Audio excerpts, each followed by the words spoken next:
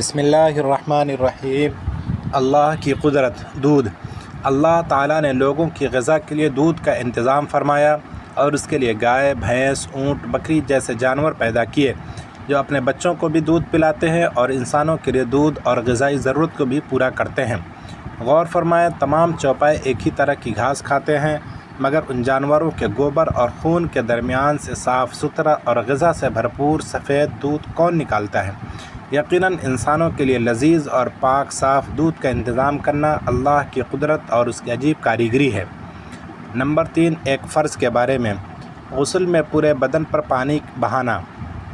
رسول اللہ صلی اللہ علیہ وسلم نے فرمایا، جسم کے ہر بال کے نیچے ناپاکی ہوتی ہے، لہٰذا تم بالوں کو دھو اور بدن کو اچھی طرح صاف کرو۔ ترمذی شریف۔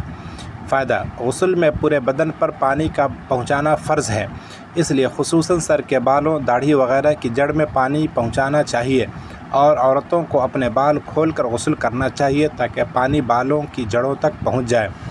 نمبر 4، ایک سنت کے بارے میں۔ وضو میں داڑھی کا خلال کرنا۔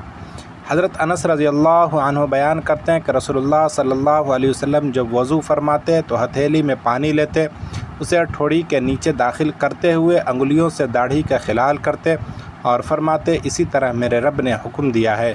ابو داؤد شریف۔